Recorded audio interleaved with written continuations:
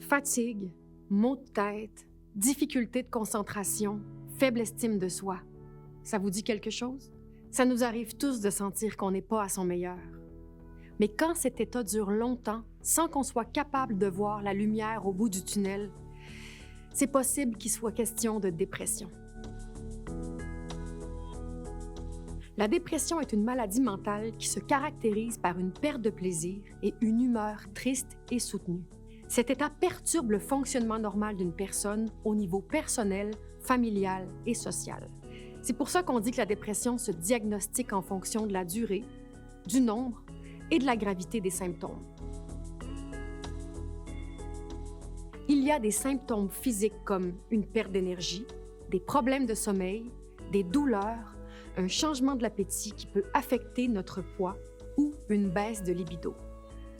Il y a également les symptômes psychologiques comme ressentir de la détresse ou de la culpabilité, se dévaloriser, avoir une perte d'intérêt pour nos activités, avoir de la difficulté à prendre des décisions ou à assumer ses responsabilités, ou encore être incapable de fonctionner normalement et même avoir des idées suicidaires. Heureusement, la dépression se traite, d'où l'importance de savoir la reconnaître. La dépression et le diabète sont deux états de santé qui ont un effet l'un sur l'autre. Les personnes souffrant de dépression peuvent avoir tendance à être plus sédentaires, à s'alimenter moins sainement, à développer un surplus de poids et à être plus stressées.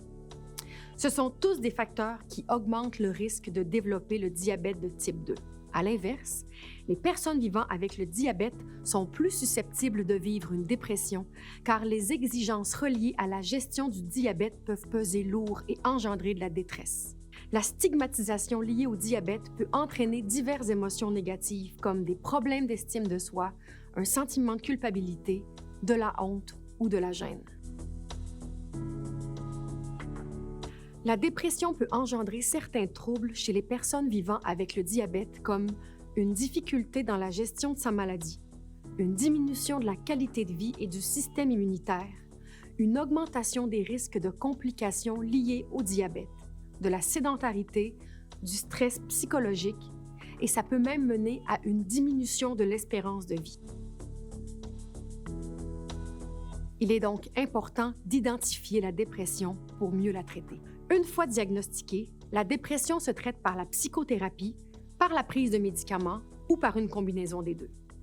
Plus on consulte rapidement, plus on met les chances de notre côté pour reprendre le contrôle de notre vie et de notre maladie.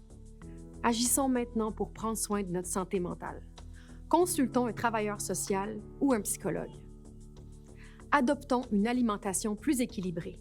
Réduisons la consommation de stimulants comme le café, le thé, le chocolat, les boissons gazeuses et énergisantes. Bougeons à notre rythme, de façon régulière. Choisissons une activité qui nous fait du bien. Organisons notre horaire pour avoir un nombre suffisant d'heures de sommeil réparateur.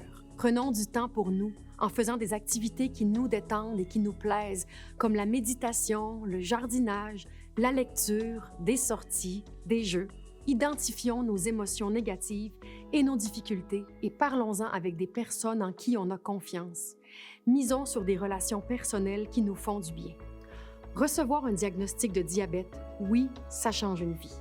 Mais à travers tout ça, nous ne sommes pas seuls.